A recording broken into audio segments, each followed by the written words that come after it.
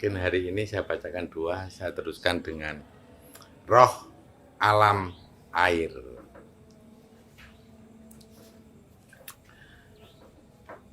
Aduh, ada roh alam air lagi.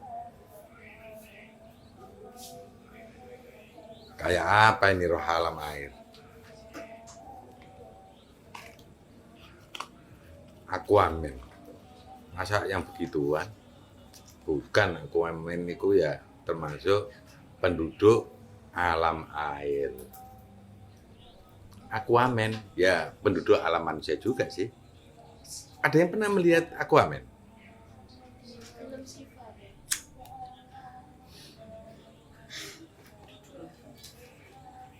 Oh, belum pernah lihat. Ya sudah. Itu ceritanya kan ya termasuk cerita dewa-dewa itu. Berita ini disampaikan juga berasal dari kutipan-kutipan dan memperdengarkan ungkapan air. Ya, meremajakan bisa mendengarkan begitu kali ya. Ada apa? Ungkapan-ungkapan air kayak apa? Sebetulnya tidak adus tapi gak tahu tidak ngomong.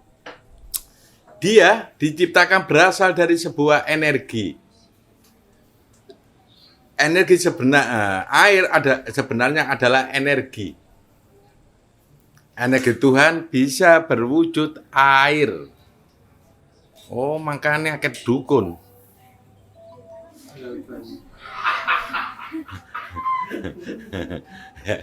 Lah pakai air. Energi Tuhan bisa berwujud air. Air menjadi lokasi peresapan power Tuhan. Masa Allah. Bener dukun-dukun itu. Makanya gawe air. Tapi pertanyaannya kan malah percaya mbak air. Nggak tahu bahwa di dalam air itu adalah lokasi peresapan power Tuhan. Berarti nenek banjir itu power Tuhan yang ngasih bencana ya. Nah, air yang meresap sebagai peresapan power Tuhan. Tuhan membuat banyak telaga di wilayahnya. Telaga tersebut berisi air yang bermacam-macam. Gara-gara ini mungkin ya ada macam-macam air versi NO. Air yang suci mensucikan. Air yang suci yang tidak mensucikan. Air mustakmal. Ya. Aduh.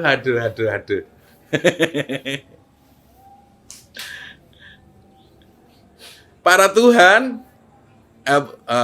Tuhan, air tidak hanya ada satu jenis saja.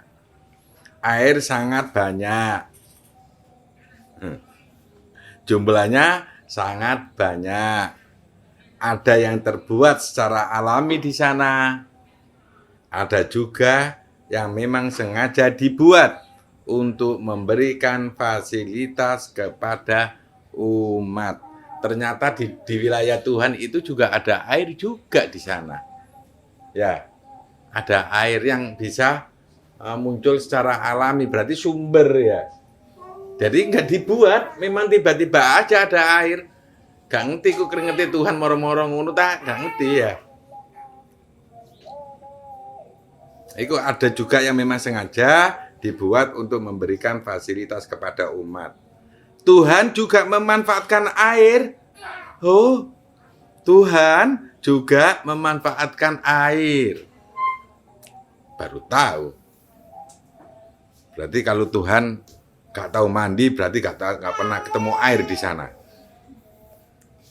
Tuhan dia juga minum juga. Minumnya kayak apa? Ketemu orang-orang yang gak tahu bagaimana itu Tuhan, akhirnya kacau deh. Tuhan juga memanfaatkan air. Dia menggunakan air sebagai lahan bimbingan. Lahan bimbingan. Nggak tahu. Bukan untuk mandi. Bukan untuk mandi. Salah. Dia menggunakan air sebagai lahan bimbingan. Setelah diamati hasil pembimbingannya, air menjadi bertambah kemampuan. Dia bisa bergerak bebas di wilayah Tuhan manapun. Berarti kalau kamu kepingin bergerak bebas di Tuhan manapun, ya dekatlah dengan air yang ada di dalam dirimu. Nah, ini salah satu diri kita yang diciptakan dari air, yang bukan air maninya, tapi ya juga sih, itu air kan mani itu ya. Itu bisa bergerak kemanapun. Baru tahu.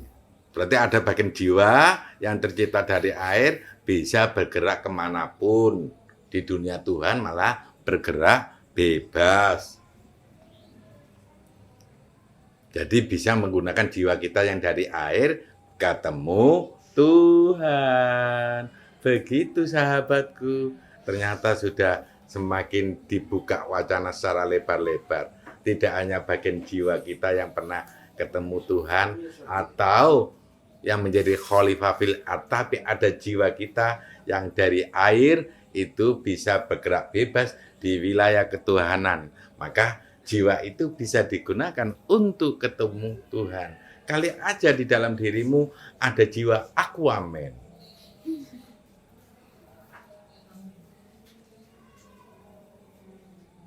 Ya, dia bisa bergerak bebas di wilayah Tuhan manapun. Air mempunyai pergerakan yang lembut hingga dapat menembus dari segala sisi wilayah Tuhan. Keren. Nanti dicari bagian jiwamu yang terdiri dari air. Air bergerak ke sana kemari untuk dua hal. Dia meminta bimbingan. Juga dia sedang memberitahukan perkembangan bimbingannya. Air sangat cerdas, harus tahu deh. Tuhan pernah membuat uji coba dengan menyatukan para air. Kumpulan air yang sangat besar diberikan sebuah bimbingan khusus dan pelatihan. Kekuatan air yang telah bersatu dapat menggerakkan Tuhan untuk bekerja. Wah, berarti perlu kita terhubung dengan air laut. Ya, itu kan ada bimbingan khusus. Siapa pimpinan air laut? Kekuatan air yang telah bersatu dapat menggerakkan Tuhan untuk bekerja. Baru tahu ini. Tuhan berpikir untuk menciptakan petugas untuk melatih dan mengendalikan air. Petugas tersebut ternyata adalah Jalil. Jadi petugas berpikir untuk menciptakan petugas untuk melatih dan mengendalikan air. Petugas tersebut ternyata adalah Jalil. Avatar air. Iya, avatar air. Jalil ini senang melihat Tuhan sedang membimbing air. Dia menyediakan dirinya kepada Tuhan untuk menjadi pelatih dan pengendali air. Berarti ada Jalil pengendali air. Siapa? Jalilnya siapa ini? Sepertinya air menjadi target yang menyenangkan untuk Jalil tersebut. Kalian yang di sana coba cari Jalil ya. Cari Jalil. Mungkin kalau bisa mengendalikan air dengan baik, ya mungkin Jalil itu. Coba cari. Jalil itu ada banyak. Dan sangat banyak. Tidak hanya satu. Ada Jalil mempunyai kemampuan mengendalikan air.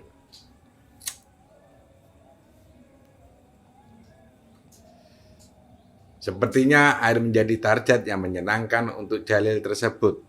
Namun Tuhan menghentikan sejenak dan belum mengesahkan petugas tersebut.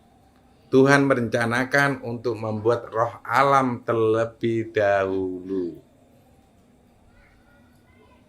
Dengan persaksian Jalil, Tuhan menciptakan roh alam. Tuhan mengambil energi dari air tersebut yang disatukan dengan energi Tuhan.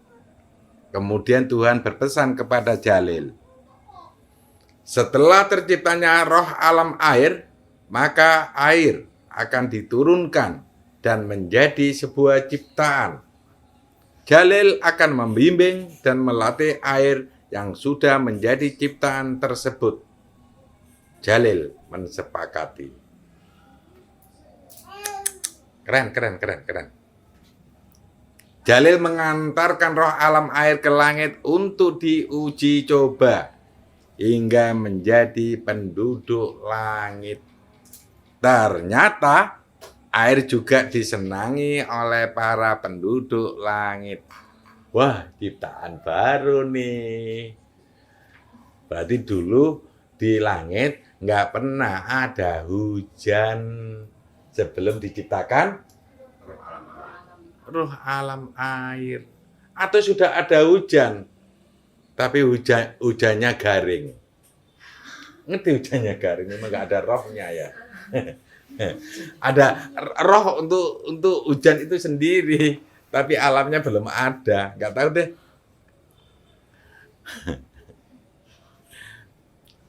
Mereka menyambut air sebagai ciptaan baru yang sangat menyenangkan. Senangnya penduduk langit membuat Tuhan dan Jalil ingin mengkreasikan air. Semisal datangnya hujan, embun. Itu adalah jenis-jenis kreasi air yang dibuat Tuhan. Embun, hujan. Ternyata tidak hanya itu, Tuhan juga mempunyai ide atau kreasi agar air menjadi pemasok terbesar unsur yang ada di dalam diri manusia. Ternyata tidak hanya itu, Tuhan juga mempunyai ide atau kreasi agar air menjadi pemasok terbesar unsur yang ada dalam diri manusia. Mestinya kalau dirimu ada unsur air yang terbesar, mestinya kamu mudah mendengarkan kabar Allah dan kabar dari Tuhan.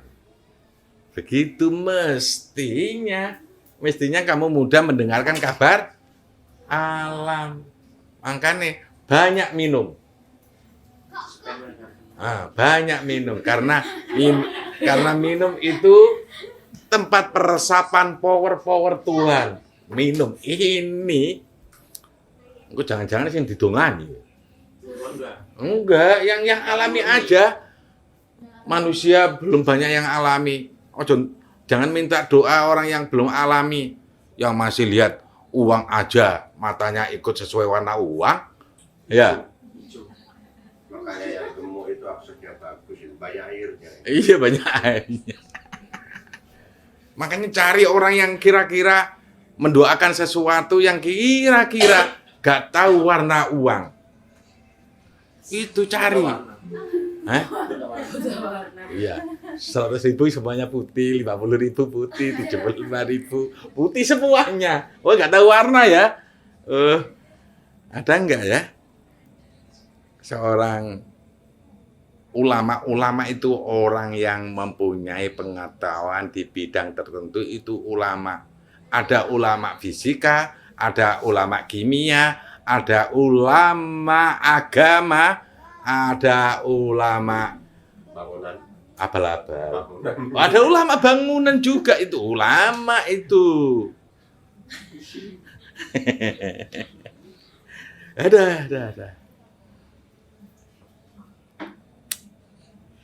Senang deh dengan pengalaman ini, baru tahu ini. Aduh, makanya ada air dibaca-bacain itu mau membangkitkan power Tuhan atau gimana itu? Karena ini ternyata air mempunyai peresapan yang tinggi terhadap power Tuhan ya. Aduh, ada Mbak Dukun makanya nyemprot air itu. Ada Mbak Dukun sedang ngobatin pasiennya. Itu yang lagunya terusnya ada sambil kumat Mbak Dukun macam mantra gitu. Terus barino airnya disemburno ya. Apa itu ya.